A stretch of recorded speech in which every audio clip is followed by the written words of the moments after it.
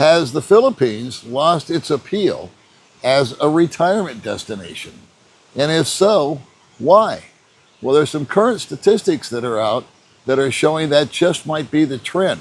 And that's what I want to explore in this upcoming video. Well, it was over 9-10 years ago that I started to do a deep dive research into countries that I could comfortably retire to on just my Social Security check. I knew that the Social Security check alone was not going to cut the mustard back home in America. I would have to continue working, which was the last thing I wanted to do. So when I did my research, I simply Googled cheapest places to retire, best places to retire, safest places to retire. And back then, 10 years ago, in the Forbes list, the #1 country that showed up was the Philippines for someone to retire on Social Security or on a limited budget. Cost of living was extremely attractive, not to mention that they spoke English here. And wouldn't you know, the #1 city that came up on the Forbes list back then was where I'm sitting now, Dumaguete, Philippines. And one of the reasons, or number of the reasons they picked Dumaguete plays into recent events. That not only was Dumaguete affordable, foreigner friendly, a college town, and safe. It was not only safe just to walk around at night, but it was also safer than other parts of the Philippines when it came to natural disasters. And that has never been more evident than the last couple of weeks here in the Philippines, and specifically here with me in Dumaguete/Valencia. Last 2 weeks, there was a major earthquake up north on the island of Luzon. It affected Cebu and it affected Manila. Buildings collapsed. We had a shocker here about 3 or 4 days ago. Nothing collapsed. It wasn't as large. We had a typhoon come through the Philippines just 2 days ago. Not only did poor Manila and poor Cebu get hammered with the effects of the earthquake, but they also got hammered hard with the most recent typhoon that has come through. Manila and especially Cebu are extremely flooded right now, and they are in dire, dire straits. Dumaguete, due to its geographical location, there's something about the currents in the ocean and the shape of the island that we normally do not take any kind of a direct hit from the typhoon. The direct hit, unfortunately, goes to Cebu and further north up on Luzon. Dumaguete is not immune from it, but we get the tail end of it. It's a nice overcast day today, where yesterday and the day before it rained nonstop. That was the long and the short of it. It rained nonstop, but we didn't have any flooding. I guess there's areas of Dumaguete that got flooded, low-lying areas, but nothing to where anybody drowned or their car got stuck or anything like that. It was just, you had to figure out a workaround to get around it. And a day later, it was gone. They're going to, unfortunately, be cleaning up Cebu and other areas up north for a long time to come. Now, one of the negatives that I think people are seeing is the fact that these natural disasters are making them sit up and pay attention and saying, wow, I don't think I want to get involved in that. And I don't blame you. I guess it boils down to location, location, location. I initially thought that I might stay in Cebu simply because it's an easier hub to travel from. But I did settle here in Dumaguete because I felt that just because the pluses outweighed the minuses. There's much more variety here in Dumaguete than, say, in Cebu or Manila. Those are much more metropolitan areas. This is much more rural with a mixture of metropolitan. In my heart and mind, it's the best of both worlds. Speaking of flooding, another thing that's been on the radar recently has been the misappropriation of funds to correct such things. There was over 1 trillion pesos that just didn't get allocated properly, I guess is the way I'll phrase it. I have to be careful being a foreigner here, and the words that I choose. But there was to be a flood control project in the areas that we're talking about right now. There was 127 schools supposed to be constructed. I think 17 of those 127 may have been completed. However, the flood control was signed off on as completed, as were the schools. So I guess we'll just call it bureaucracy. It has been a major turnoff and a sticking point and sort of a glowing ember or a spotlight that's hitting the Philippines right now. However, the numbers have not just been dwindling the last couple of months since we've had an earthquake and a typhoon. Other countries seem to be outperforming the Philippines. Vietnam is one of the hot spots right now. And I believe the big draw to Vietnam is that A, it's a lot less expensive. The infrastructure is indeed better. I've been there. I've seen it with my own two peepers. 5G network everywhere that you go. However, as far as a drawback goes, I found the lack of English in Vietnam to just be a deal breaker for me. And it's one of 5 countries that are still labeled or defined as being communist. That made me a little uneasy.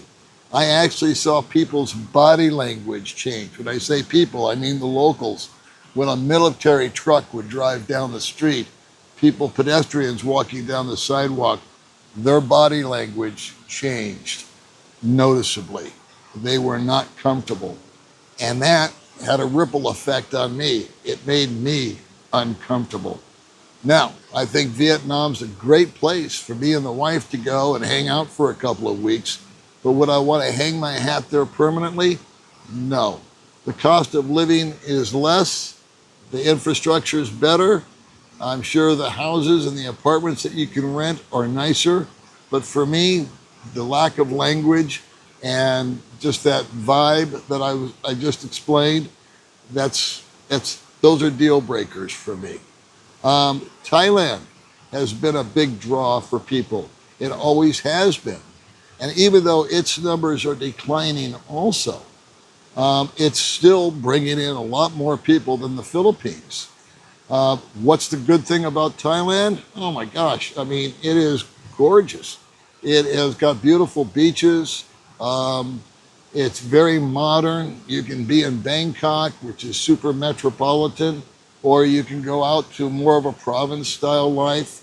They have a huge nightlife out there, which I'm sure you're aware of. That's not my cup of tea, but that's okay. I'm not here to say it's right or it's wrong. However, I lived in Thailand for 1 year, and I can tell you they have 4 seasons. They have a high season, and they have a low season, and a mid-season. They have 3 seasons, my mistake. High season, great weather. Mid-season starts to get a little uncomfortable. Low season, it's outright miserable. I walked outside of my hotel room in low season, and I felt like I was getting hit by a wall. And my shirt was drenched within 2 minutes. I walked about 4 stores and just bailed into what was it, a nail salon. And I got my nails done just because I wanted to feel their air conditioning. And again, I'll come back with the language barrier. As hard as I tried, communication there, especially when I got outside the big city, was just a deal breaker for me. I couldn't take it. So I came back and I eventually landed and stayed right here in Little Dumaguete, Philippines. There are changes that are being made here in the Philippines that I think are counterproductive. When I came here, it was real easy visa on arrival. You renewed your visa a couple of times, and then after that first 1 or 2 visits to immigration, you could stretch it out for 6 months at a time. And then after 3 years, you simply left the country, you've gone for 24 hours, came back, and started the process all over again. Well, that still is in effect in general, but for some reason, they've decided to tighten the screws down. Instead of giving you a 6-month extension per time, it's down to 2 months. Now, for me, an hour or 2 out of my day every 2 months is not a big deal. However, I can see it being a major hassle if somebody is living outside of a city where there is an immigration office and they've got to take a 6-hour bus ride every 2 months to renew their visa. I get it. That would be no fun. Once every 6 months, okay, you can live with that. But again, I wouldn't find that to be a deal breaker. Inflation has not been lost on the Philippines. My budget for many, many years was $1,500 a month. And without me changing a thing, it's gone up to $2,000 a month. It's a pretty big increase. Foods, rent, electricity, all the above have gone up. And I think they may be a little bit cheaper in Vietnam. And the feedback that I'm getting from my friends in Thailand is that it's actually more expensive there. That's up for debate, and that's up for your own research. So we've got bureaucracy issues here in the Philippines that are kind of in your face these days. We've had weather incidents that are in your face these days. And we've had these visa changes that have made things simply more complicated with no real rhyme or reason as to why. After you've been here for a year, they start to sit you down and ask you, why have you been here for a year? Well, there's a real simple answer, and that is, I'm traveling. I'm looking around. I'm enjoying your beautiful country. I didn't know I was going to stay here this long, but I'm having a great time, and I love traveling to different islands. That'll make an immigration officer smile and stamp your passport and say, have a nice day. Other guys, well, they may come up with a little different scenario, and they may cop an attitude, which is never a good idea. And speaking of attitudes, there's been a number of videos recently. I'm aware of them. You may not be. It was actually mentioned by my friend Mike on his channel just the other day, and I felt it was worth repeating. There's been a bunch of hyperbole about expats being blacklisted, expats going to jail, expats getting into trouble for something simple like fighting with their wife or their girlfriend. And that to me has been nothing but a bunch of sensationalism. I've lived here 8.5 years. I know all kinds of guys that have gone out of sorts with their wives or their girlfriends. They've split up. They've broke up. He's moved out. She's moved back to mom. They had their quarrels. I know one gentleman that was on my channel a number of times years ago who's living with a woman and they can't get along for more than 24 hours. Why they're together, I don't know. I think it's because they have kids together. But she's gone to the police 2 or 3 times and reported him. And you know what the police have done? They've told him, okay, come here. Go in there, sit in the cell, cool off, I think said he was in jail for 12 hours. He had to spend the night. The next day they let him out and they said, okay, now go back and be mellow. Be cool. If you are going to strike somebody or you're going to be manhandled, a woman or a child, you should be put in jail and you will be. But for a simple argument or a disagreement, take that out of your brain. I've had people comment that they saw a video done by somebody that said that happened and now they're not coming out here. Well, if you're that gullible, then you shouldn't come out here because it just doesn't happen. Did it maybe happen once and got reported? Okay, I'll live with that. But 1 out of a 5-year period of time, I think there's more to this story than's being told. I don't want to belabor that any longer. So the biggest problems are congestion in the streets. You're going to get congestion in traffic in Thailand. You're going to get congestion here in the Philippines. You're going to get congestion in Vietnam. I can't speak about other countries that I haven't been to, but Indonesia, I've been there, same thing. What I have done is simply come up with a system of workarounds. We have electrical issues out here. Our power grid is inferior to the aforementioned countries. I got a generator. So if we have a power outage, I fire that puppy up and suddenly it's not affecting me anymore. That's a workaround. When it's congested, when the streets are mobbed with people on a Monday morning, I stay home on Mondays. I go do my shopping on Sunday. There's 40% as many vehicles on the road on Sunday as there is on Friday or Monday. The reason why Sunday is so light is everybody's got a hangover from Saturday night or they're in church and a lot of shops close on Sunday. But the ones I frequent, no problem. We leave the house at 9 o'clock. We get there at 9:30. We park the car. We go inside. We do our shopping. We have a little cooler in the car to keep the perishables. We load up. We do what we call Costco shopping. We hop around to another store that sells meat and cheeses and things like that. Same thing. No problem parking. No problem getting in and out of the store. It's just a workaround. We pick our battles. In other words, as you live here for longer and longer and longer, you're either going to do one thing or two things. You're going to acclimate, you're going to accept it, and you're going to put into motion a little bit of a game plan to make the inconsistencies less impactful on your life. Or it's just going to drive you insane and you're not going to be happy and you're going to pull up stakes and you're going to go somewhere else. Neither way is wrong. Neither way is right. It worked for me doesn't mean it'll work for the next guy. I'm not trying to do a sales job on Dumageddon.